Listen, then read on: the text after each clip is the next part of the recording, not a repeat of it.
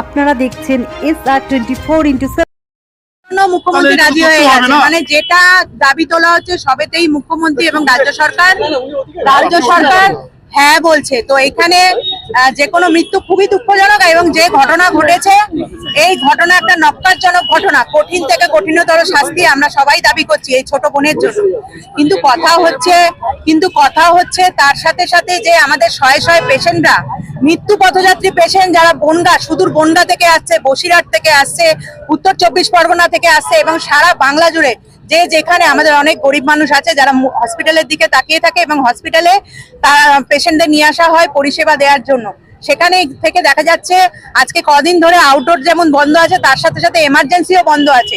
রাস্তায় অনেক পেশেন্ট মারা যাচ্ছে, কিন্তু এই মৃত্যুটা তো আমাদের কাছে কাম্য নয়। তাদের পরিষেবা চালু করে আন্দোলনের পথে চলুক এবং আমাদের সবার যা দাবি, মানে ডাক্তারদের চিকিৎসকদেরও যা দাবি, সেই দাবি সারা বাংলা জুড়ে সকলের। মুখ্যমন্ত্রী চাইছে যে যিনি এই নক্কারজনক ঘটনা ঘটিয়েছে তার দৃষ্টান্তমূলক শাস্তি হোক, যাতে ভবিষ্যতে এরকম ঘটনা অন্য কেউ করার আগে 10 বার ভাবে।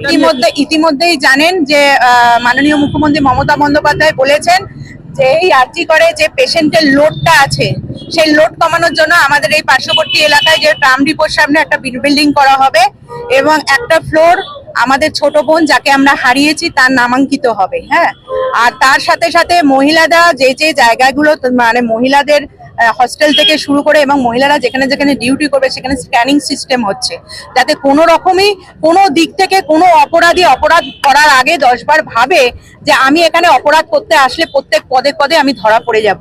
তো সেই জায়গায় দাঁড়িয়ে আজকে মমতা এই ঘটনা ঘটে গেছে, সেই ঘটনা আপামর জনসাধারণ তথা রাজ্য সরকার তথা সকলের একটা এখান থেকে শিক্ষা নিয়েছে এবং সেই জায়গায় দাঁড়িয়ে যাতে কোনো রকম কেউ কোনো বোনকে যেন আমাদের না হারাতে হয়।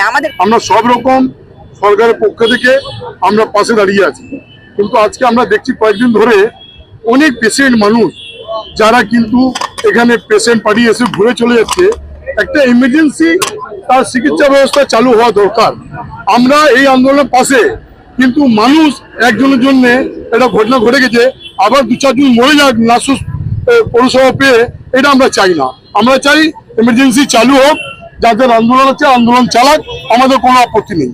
কিন্তু আরজিকাল এখানে যেন পৌরসভা মানুষ পায় যে পেশেন্ট পার্টি আসছে, ইমার্জেন্সি চালু হোক, এটা আমাদের অনুরোধ। কালকে এই অনুরোধ আমরা কালকে মিছিল মাধ্যমে এখানে প্রোটেস্ট করবো।